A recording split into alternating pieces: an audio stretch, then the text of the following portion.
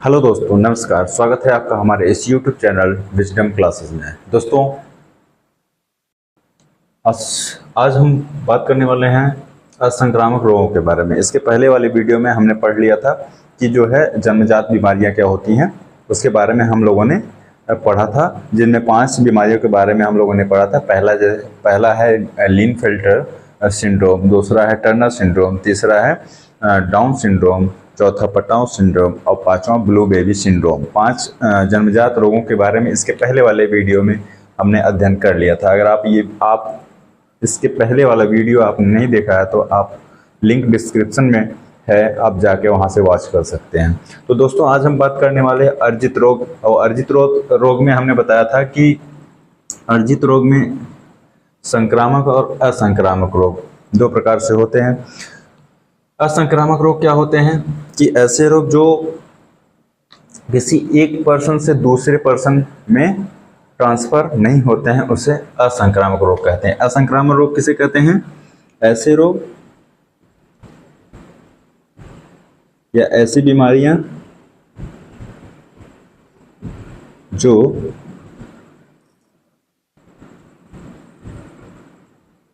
एक पर्सन से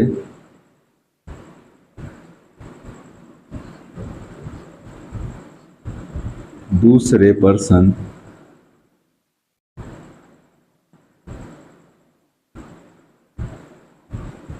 ट्रांसफर नहीं होते,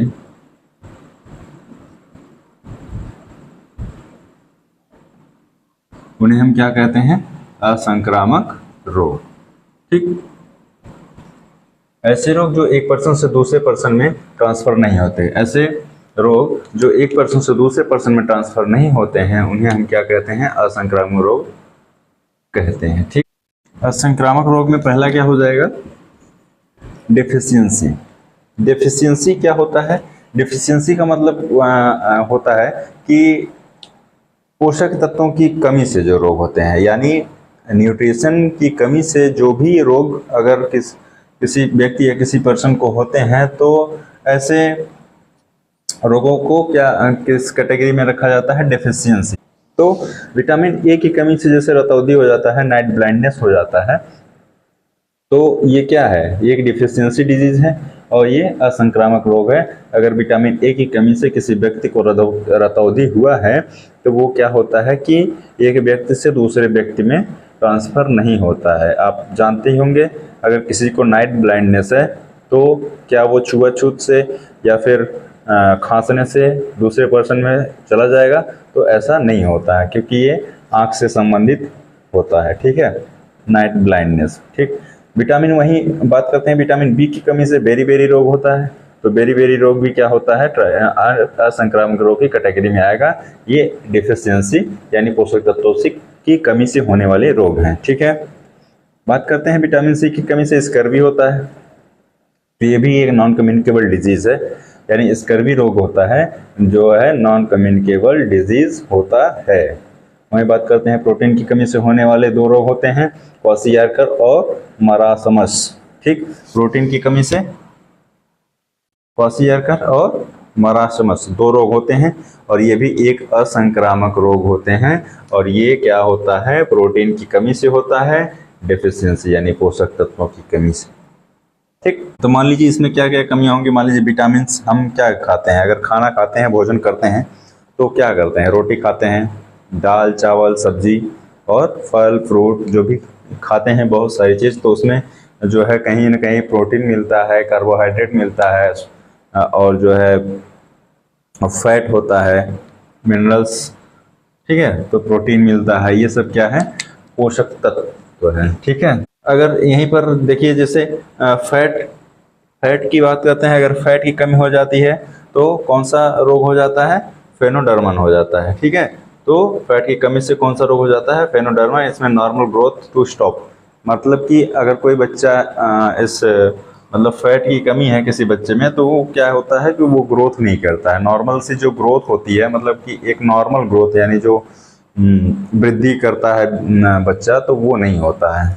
ठीक है, और यहीं पे बात करते हैं, अगर विटामिन ए की बात हमने किया है तो विटामिन ए का रासायनिक नाम आपको कमेंट बॉक्स में बता देना है। Vitamin A, vitamin B, vitamin C, vitamin D, vitamin E और विटामिन के का रासायनिक नाम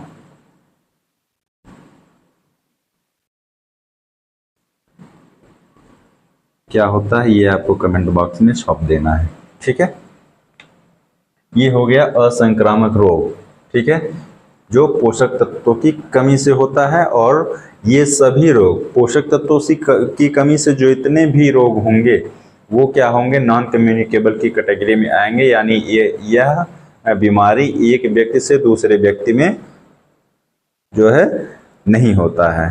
ठीक है, मान लीजिए एक व्यक्ति को हुआ है, जो है आपका रतौंधी हुआ है, तो क्या ये दूसरे व्यक्ति को भी हो सकता है, छुआछूत से या फिर किसी भी माध्यम से ट्रांसफर हो सकता है? तो आप कहेंगे नहीं, क्योंकि ये असंक्रामक रोग है। ठीक, असंक्रामक रोग में दूसरा हम बात करने वाले हैं एलर्जिक डिजीज, यानी एलर्जी क्या होता है।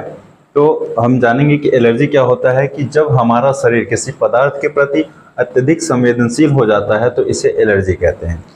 क्या होता है कि जब हमारा शरीर किसी भी पदार्थ के प्रति अत्यधिक संवेदनशील हो जाए तो उसे हम क्या कहते हैं, एलर्जी गिरीज कहते हैं। ठीक है, तो उसे हम क्या कहेंगे, एलर्जी कहेंगे। तो एलर्जी जो है किन चीज़ों से हो सकता है, जैसे सामान्यतः धूल से होता है, किसी को एलर्जी धूल से होगा, किसी को जो है धुएं से होता है एलर्जी, किसी को आपका लाइट से एलर्जी, किसी को पानी से एलर्जी। तो बहुत सारे मतलब कि पदार्थ ऐसे हैं जिनकी वजह से किसी भी व्यक्ति को मतलब कि एलर्जी की शिकायत हो सकती है। ठीक है, तो इसमें जैसे क्या हो जा सकता है, धुआं,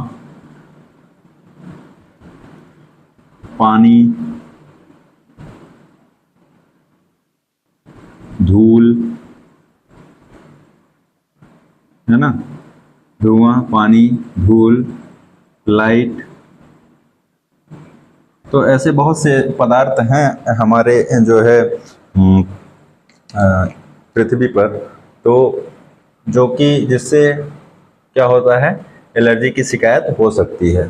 ठीक है, तो और ये भी क्या है, एक असंक्रामक रोग है एलर्जी। एलर्जी असंक्रामक रोग है क्योंकि यह भी एक पर्सन से दूसरे पर्सन में ट्रांसफर नहीं होता है। ठीक है, बात करते हैं तीसरा क्या, कैंसर रोग। कैंसर यानी कर्क, जिसे हम हिंदी में कर्क कहते हैं। इस कर्क रोग किसे कहते हैं कि हमारे शरीर के किसी भी अंग में कोशिकाओं अथवा ऊतकों का अनियमित वृद्धि ही कर्क कहलाता है या कैंसर कहलाता है। ठीक है, मतलब कि जैसे हम सभी जानते हैं कि हमारा शरीर जो है, हमारे शरीर की जो है यूनिट क्या है, इकाई क्या है, कोशिका है। इन कोशिका जो है ढेर सारी कोशिकाओं से मिलकर ऊतक बनता है। ऊतक ढेर सारे ऊतकों को मिलाकर क्या बनता है, हमारा अंग बनता है। और जब ढेर सारे अंग को मिला दिया जाता है तो शरीर का निर्माण होता है। तो वही बात है कि हमारे शरीर के किसी भी अंग में, मान लीजिए कोई भी अंग है, मान लीजिए लीवर, किडनी या फिर लंग्स, कहीं पे भी हो सकता है, ब्रेन ना, तो हमारे शरीर के किसी भी भाग में या अंग में जब सेल का इरेगुलर ग्रोथ होने लगे तो वो क्या कहलाता है, कैंसर कहलाता है। और बात करते हैं कैंसर तो कहलाता है, जैसे हम लोग नॉर्मली क्या बोलते हैं, जैसे कि कैंसर का जो गांठ बन जाता है उसे ट्यूमर बोलते हैं। मान लीजिए कि कोई अंग है, ये लीवर है, मान लीजिए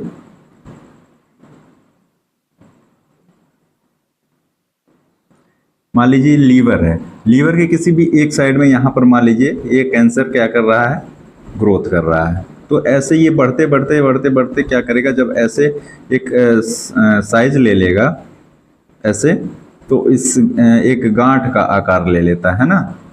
ठीक है, जैसे हम रस्सियों को बांधते हैं ना, बांधने के बाद एक गांठ पड़ जाती है, तो सेल का इरेगुलर ग्रोथ जब होने लगेगा, मतलब अनियमित वृद्धि जब करने लगते हैं, तो एक एरिया में ये पूरा एक गांठ के जैसा बना लेते हैं। तो इसी को हम क्या कहते हैं, ट्यूमर कहते हैं। क्या बोलते हैं, ट्यूमर। ठीक है, तो ये हो गया क्या, यानी ट्यूमर, यानी जिसको हम कैंसर कहते हैं, कर्क रोग कहते हैं। तो और बात करते हैं दूसरा कि जो कैंसर होता है इसकी स्टडी को क्या कहा जाता है, स्टडी ऑफ कैंसर कॉल्ड क्या, ऑन्कोलॉजी, क्या ऑन्कोलॉजी। और कैंसर डे किस दिन को मनाया जाता है?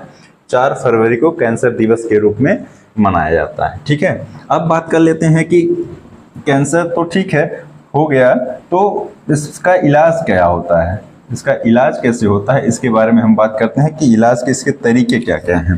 तो यानी इलाज के तरीके,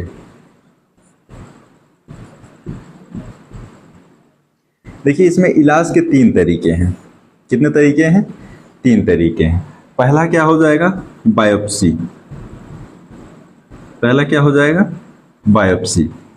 बायोप्सी में क्या होता है कि इसमें जब ट्यूमर का पता चलता है तो क्या करते हैं, मान लीजिए जैसे अभी हमने बनाया था ना यहाँ पर लीवर, है ना, लीवर हम बनाए थे। अच्छा, क्या बन गया भाई, ये मान लीजिए क्या है, लीवर है ना, समझ लीजिए लीवर है। ठीक है, तो ये क्या है, ये गांठ बनाया हुआ है, मान लीजिए ऐसे ऐसे, ठीक, ये गांठ बना हुआ है लीवर में, एक साइड में कहीं, ये कैंसर का गांठ है जिसे ट्यूमर कहा जाता है। तो क्या करते हैं, बायोप्सी के दौरान हम क्या करते हैं, इस ट्यूमर की गांठ को, इसको सर्जिकल ब्लेड के माध्यम से इसको क्या करते हैं, ऑपरेट कर देते हैं, यानी सर्जरी कर देते हैं। इसको ऐसे क्या करते हैं, इसको काट कर इसको निकाल देते हैं बाहर। ठीक, और इस दौरान एक विशेष बात का ध्यान देना होता है कि अगर इस सेल का एक भी, मतलब कि अंश, एक भी अंश इस सेल का, इस कैंसर के सेल का एक भी अंश अगर इस पर गलती से छूट जाता है ना, तो ये क्या करेगा, फिर से वही जो है तेजी से ग्रोथ करना स्टार्ट कर देगा और एक फिर से बड़ा कैंसर बना देगा। ठीक है, तो इसमें बहुत जो ज़्यादा रिस्की होता है, इसको जो है ध्यान में रखकर बहुत करना पड़ता है। ठीक है, बायोप्सी। तो बायोप्सी का मतलब ये समझ में आता है, इसमें क्या करते हैं, सर्जरी के माध्यम से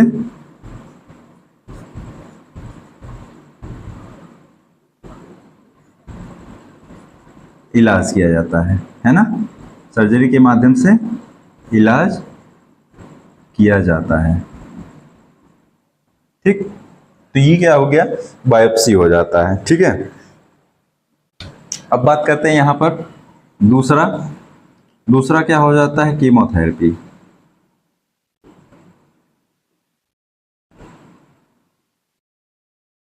क्या हो जाता है, कीमोथेरेपी। कीमोथेरेपी में क्या हो जाता है, इसमें कुछ ऐसे ड्रग्स होते हैं, मतलब कि ऐसी दवाएं हो जाती हैं जो कि बहुत ज़्यादा पावरफुल होती हैं, और इस मेडिसिन यानी ड्रग्स के माध्यम से क्या किया जाता है कि कैंसर के ट्यूमर को क्या हो जाता है, डिस्ट्रॉय किया जाता है, यानी खात्मा किया जाता है दवाओं के माध्यम से। ये बहुत ही ज़्यादा पावरफुल होती हैं। ठीक है, तो क्या हो जाएगा, इसमें दवाओं के माध्यम से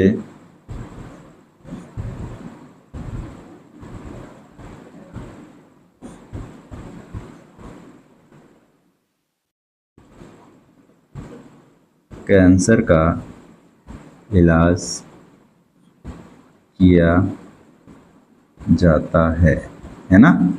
तो क्या होता है, इसमें कैंसर का इलाज किया जाता है, कैसे, कीमोथेरेपी में दवाओं के माध्यम से। जो दवाएं दी जाती हैं बहुत ही ज़्यादा पावरफुल होती हैं और ये जाकर ट्यूमर की गांठ को क्या करती हैं, डिस्ट्रॉय करती हैं। मान लीजिए दवा हमने खाया तो ये जाकर इस पर असर डालेगा। ठीक है, तो इसको क्या करेगा, धीरे धीरे ये सेल को डिस्ट्रॉय कर देगा, ये ख़त्म कर देगा। ठीक, तो इसमें क्या हो जाता है, इतना ज़्यादा पावर होता है ना इसमें कि आप देखे होंगे, किसी को अगर हुआ होगा कैंसर, आप देखे होंगे कि उनके जो हेयर वगैरह हैं, बाल झड़ जाते हैं, है ना, और मतलब बहुत से सारे उसके साइड इफ़ेक्ट होते हैं जिससे शरीर को और शरीर के और अंगों को जो है बहुत नुकसान होता है। सेल तो डिस्ट्रॉय हो जाता है लेकिन और बाकी अंगों को जो है साइड इफ़ेक्ट के माध्यम से बहुत ही ज़्यादा नुकसान झेलना पड़ता है। ठीक है, तो ये क्या हो जाता है, कीमोथेरेपी में दवाओं के माध्यम से कैंसर का इलाज किया जाता है, यानी कैंसर को डिस्ट्रॉय किया जाता है, यानी उसका खात्मा किया जाता है। बात करते हैं तीसरा हो जाता है आपका रेडियोथेरेपी।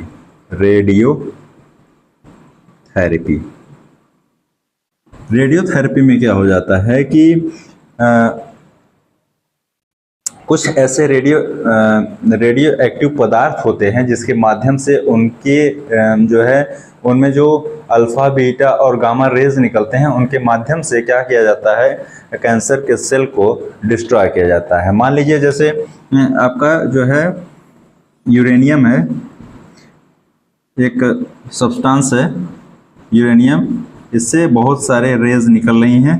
इनमें कौन कौन सी रेज होती हैं? एक तो होता है अल्फा, एक होता है बीटा, एक होता है गामा। सॉरी, अल्फा ऐसे बनता है, रेज, बीटा रेज और गामा रे। इन जो है इसमें इस किसका प्रयोग किया जाता है? जो है गामा रे का प्रयोग किया जाता है। ठीक है, मान लीजिए ये कोई सब्सटेंस है यूरेनियम, ठीक है, तो इसमें क्या होता है, अल्फा और बीटा और गामा रेज निकलते हैं। तो इसमें जो अल्फा रेज होता है इसमें हीलियम, ये हीलियम प्लस प्लस आयन के बने होते हैं, और ये जो बीटा रेज होता है ये जो है फ्लो ऑफ इलेक्ट्रॉन होते हैं। क्या होते हैं? Flow of electron. और इस पर होता है क्या? माइनस चार्ज, और इस पर क्या हो जाता है? प्लस चार्ज, क्योंकि ये हीलियम प्लस प्लस आयन के बने होते हैं, और ये इस पर चूंकि इसमें इलेक्ट्रॉन होते हैं तो इलेक्ट्रॉन का ये माइनस हो जाता है, और इस पर जो है कोई भी चार्ज नहीं होता है। और इस रेडियो थेरेपी में इसी का प्रयोग किया जाता है। किसका? गामा रेज का, क्योंकि इसकी भेदन क्षमता अधिक होती है। ठीक है, तो रेडियोथेरेपी में क्या हो जाता है, इसमें लिख लीजिए, इसमें रेडियो एक्टिव पदार्थ द्वारा, है ना, रेडियो एक्टिव पदार्थ द्वारा कैंसर के सेल को खत्म किया जाता है ना, किया जाता है। ठीक, ये बात समझ में आ गई। और गामा रेज का प्रयोग क्यों करते हैं? क्योंकि इसकी भेदन क्षमता अधिक होती है। ठीक है, मान लीजिए किसी जिस भाग में मान लीजिए कैंसर है, मान लीजिए यहाँ पर है ट्यूमर, तो क्या करते हैं, इस पर जो है यूरेनियम का जो है आपका जो गामा रेज है, इसका जो है इसका जो रेज जो है, इसकी जो रेज है इस पर ऐसे भेजी जाती है, इसके माध्यम से इसको क्या किया जाता है, सेल को डिस्ट्रॉय किया जाता है, इसको खत्म कर दिया जाता है रेज के माध्यम से। ठीक है, तो ये था क्या, कैंसर और इसके इलाज के तरीके। ठीक है।